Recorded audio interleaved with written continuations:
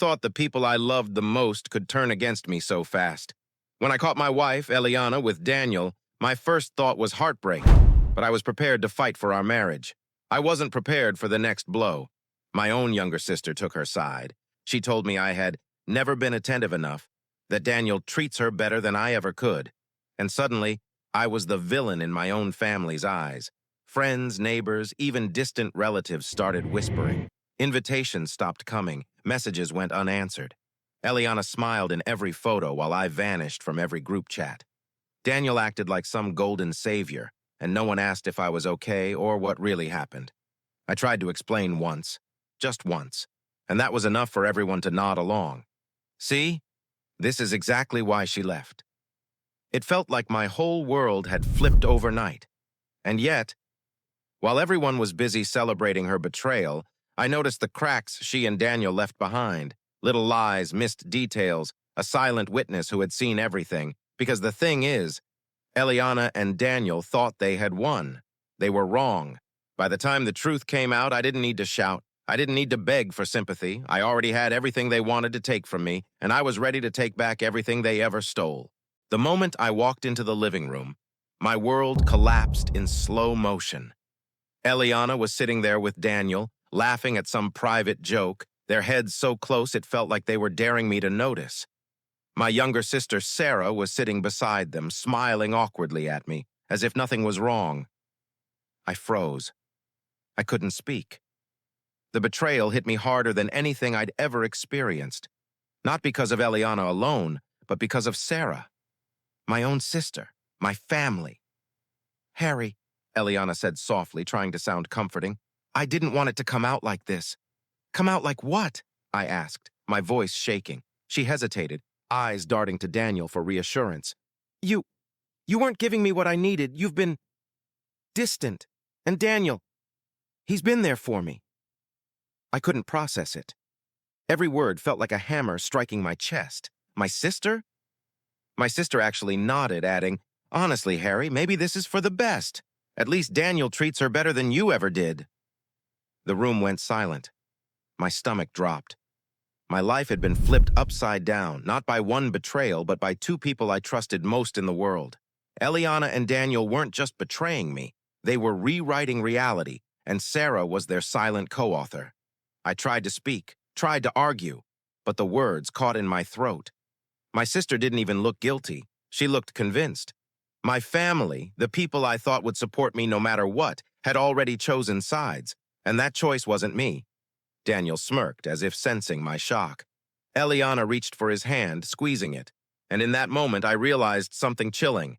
I wasn't just losing my wife, I was losing my family, my support, and the life I thought I had built. I walked out of that room, my mind spinning. Questions battered me.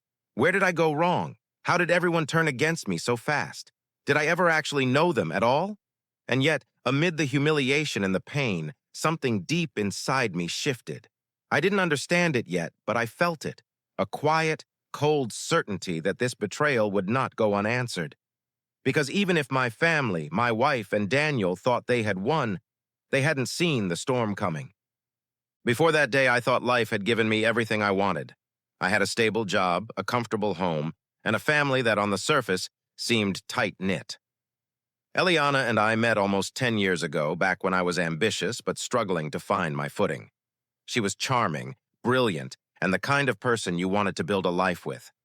I trusted her completely, more than I had ever trusted anyone. Marriage felt like a natural step. We celebrated anniversaries, small victories, and the usual ups and downs of life. She laughed at my bad jokes, supported me when work was unbearable, and even encouraged me to invest in projects that seemed risky but had potential. For a long time, I genuinely believed we were a team. And my family? Sarah, my younger sister, had always been a bit protective, but supportive. She teased me, yes, and sometimes I felt her judgment, but I never imagined she could turn against me. I thought she saw me as the older brother trying to do right by everyone. I remember the night we bought our first home together. Eliana cried tears of joy and Sarah helped us move in, joking about how finally someone besides me is in charge of the thermostat. Those were small, mundane moments, but they meant everything. That sense of security, that the people I loved were truly on my side, was what made the betrayal so devastating. Even when tensions arose, I brushed them off. Late nights at work? I was providing for us. My occasional silence? Stress, not distance. I had no reason to suspect that my safe world was already cracking. Daniel, I later realized, had been weaving himself into every corner of it quietly. And Eliana, the woman I loved and trusted, was listening. This backstory isn't just memory, it's a contrast. It shows what I lost, what I believed was unshakable, and sets the emotional stakes for everything to come. Because the deeper you fall, the more satisfying the rise and the revenge. By the time the betrayal fully hit, I wasn't just angry, I was shattered, and that shattering was the first step toward clarity. I spent the night on the couch, staring at the ceiling, trying to make sense of it. Every memory I had with Eliana and my family felt like a lie now. The laughter, the shared meals, the family holidays, they all seemed staged in some cruel play that I hadn't even realized I was in. Sarah's words echoed in my mind. "At least Daniel treats her better than you ever did." How could she say that? My own sister. I had always tried to protect her, guide her, and support her dreams, and yet, in a single moment, she had decided I was the villain. I replayed every conversation, every small disagreement, every time I'd been tired or stressed. Was I distant? Had I been too focused on work? Was I really the cold, neglectful person Eliana and Sarah painted me to be? The self-doubt was suffocating. I wanted answers, I wanted confrontation, but I didn't even know where to start. The family gatherings, once warm and familiar, were now a minefield of judgment. Every glance from a cousin, every nod from a friend felt like confirmation. The world had turned against me. And Daniel, I couldn't even look at him without rage boiling inside me. He acted like he was entitled to everything. Eliana's trust, my family's respect, the life I had built. It was humiliating. And the worst part? No one seemed to see the truth. Everyone was blind to what really happened. By morning, I realized something chilling. I was completely alone in my own life. The people I counted on, the people I believed were loyal, had abandoned me. I didn't just feel betrayed, I felt erased. And yet, amid that despair, a spark ignited, a quiet, cold thought that kept me awake far longer than any grief. They think I'm broken. They think I can't fight back. They're wrong. For the first time, the pieces of my shattered world began to shift. Not toward acceptance, not toward forgiveness, but toward clarity. I had been blindsided, yes, but clarity is dangerous because it always comes before action, and I would act.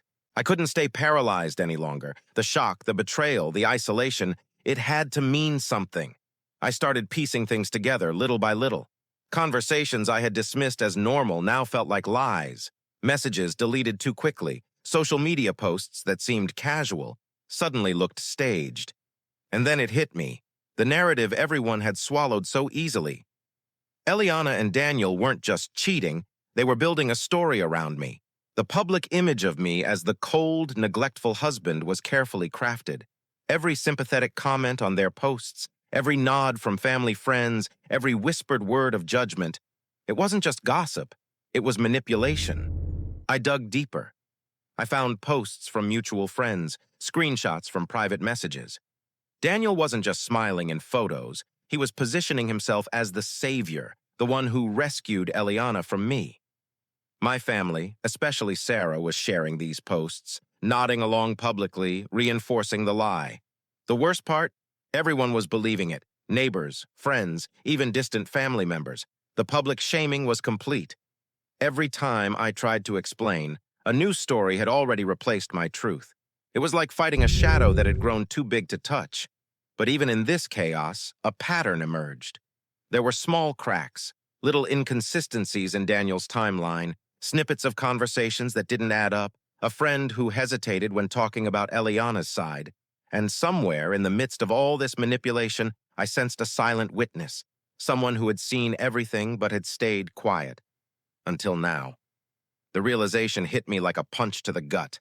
This wasn't just a personal betrayal. It was orchestrated, deliberate, and public. My wife, my sister, Daniel, they had crafted a lie that made me the villain, and no one questioned it. And if they thought I would let that go, they had another thing coming. By now, I knew the battlefield. Every smile, every post, every whispered comment, it wasn't just betrayal, it was war, and I'd been caught completely off guard. But I wasn't broken forever. Not anymore. The first thing I did was protect myself. I froze joint accounts, documented conversations, saved every message, screenshot, and receipt. Eliana and Daniel thought they had me cornered. They didn't. Every lie they had spun, every favor they had called in, I was recording silently, invisibly, like a shadow no one noticed. I confronted Sarah, not angrily, not explosively, quietly. I didn't argue, didn't beg. I just watched her face as I calmly said, "I know what you've done. I know whose side you've really taken." She flinched. A little. The tiniest crack in her confidence. Then I started thinking. Not about revenge yet. Not the payback. About precision. Eliana and Daniel had taken everything they could see. My wife, my family's favor, my social reputation. But I had something more important than visibility. I had patience, control, and evidence. Every move they made, I cataloged it. Dates of posts, messages Daniel sent privately, financial inconsistencies, witness accounts. I hadn't yet found I didn't need to attack immediately. That would be reckless. This was chess, not a street fight. I positioned myself carefully, letting the illusion of my weakness persist. Let them believe I was broken, beaten, and defeated. And in the quiet of that strategy, a new thought emerged. More potent than anger. Revenge wouldn't just be about proving them wrong. It would be about teaching them the price of betrayal. By the time I was ready to act, I wanted it to be complete. Legal, financial, and emotional. No loopholes, no escapes. They had played their hands too early. Now it was my turn to deal the final blows, and in my mind, one thing was clear. Daniel would not leave her unscathed. She would not walk away intact. The plan was forming, cold and perfect, and once executed, there would be no second chances for them. I didn't start with confrontation. I started with pressure. The first move was quiet. I filed a formal request to separate finances permanently, citing irregularities. No accusations, no drama, just enough legal weight to make Eliana uncomfortable. Within hours, she messaged me, short, nervous, and unusually polite. That told me everything. She knew something was wrong, even if she didn't know what. Then Daniel made his mistake. He reached out, not to threaten me, not to apologize, to measure me. He asked how I was holding up, told me he never wanted things to get this ugly. The words sounded rehearsed, like someone checking whether the person they stabbed was still bleeding. I didn't respond. 2 days later, I got the message that changed everything. It came from someone I hadn't spoken to in years, my cousin-in-law. No greeting, no small talk, just a sentence that stopped my breathing. "You're not crazy. They planned this, and I should have spoken up sooner." We met quietly, nowhere near family. What she told me confirmed every doubt I'd been trying to suppress, and then some. Eliana and Daniel hadn't just cheated. They had prepared. They discussed how to frame me as emotionally neglectful. They rehearsed conversations. They agreed on what to tell my sister, knowing she would repeat it without questioning. Daniel even joked about how easy it would be to slide into my life once I was painted as the villain. And my cousin-in-law had seen messages. Not rumors, not guesses, screenshots, voice notes, dates, timelines. This wasn't betrayal. It was coordination. That was the moment my uncertainty died. I asked one question. "Are you willing to stand by this if it comes out?" She didn't hesitate.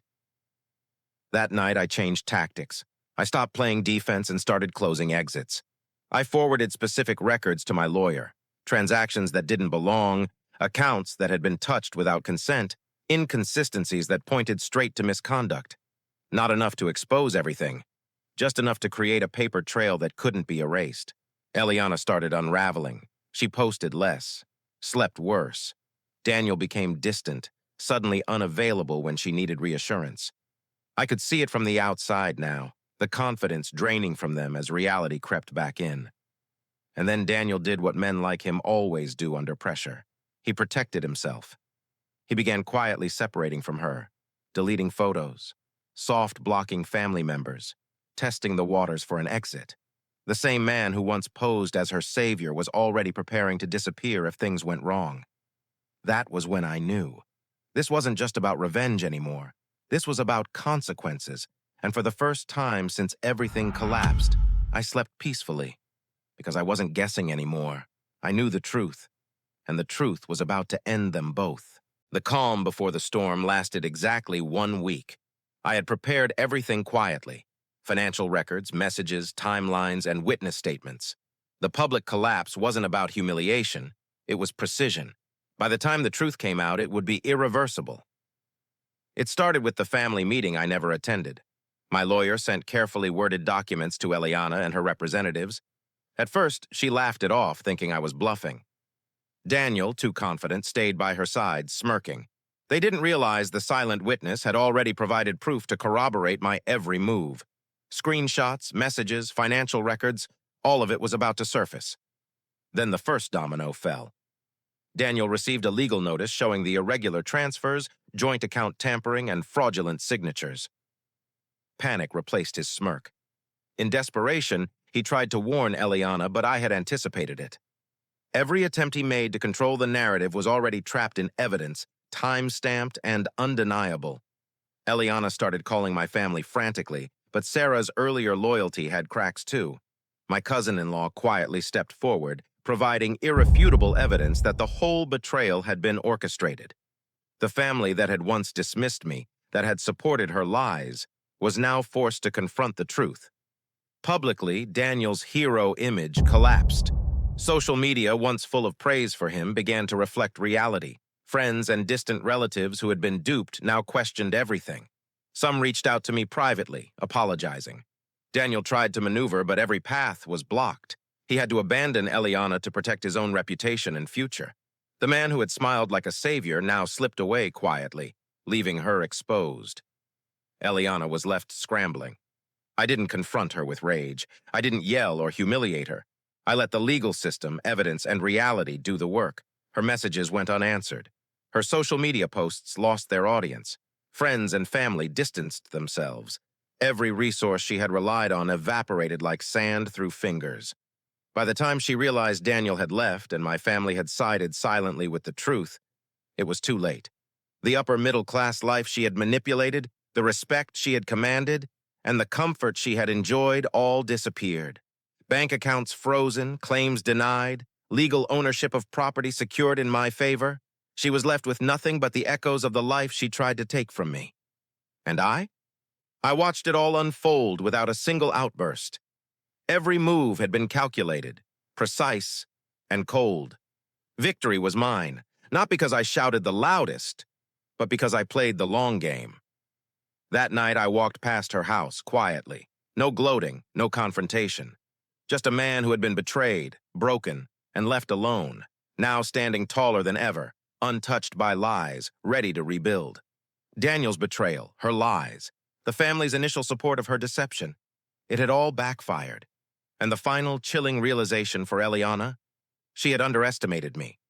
Not just my intelligence, not just my patience, but my capacity to win quietly, ruthlessly, and permanently. By the end of the week, everything she thought she controlled was gone.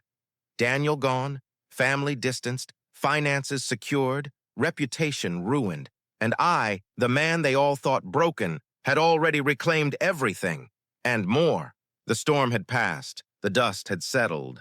Eliana gone, Daniel vanished, family wounds slowly healing, and every claim, every asset, every shred of manipulation carefully reversed. Harry's world, once shattered, now stood on rock-solid foundations. I didn't rush the rebuild. I didn't need flashy displays or public victories. I focused on the things that mattered: stability, growth, and finally, my own vision for life. The legal battles had secured my finances.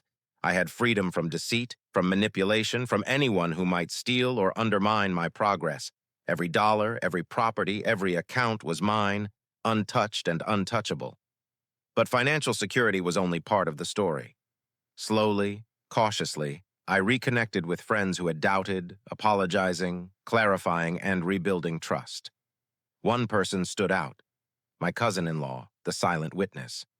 Our bond, forged in secrecy and loyalty, grew into something stronger. Slowly, over months, friendship became deeper, trust became love, and a new sense of hope bloomed where betrayal had left ash. Professionally, I invested differently. Every project, every decision, every risk I took now had clarity and discipline. No one could exploit me. No one could manipulate me.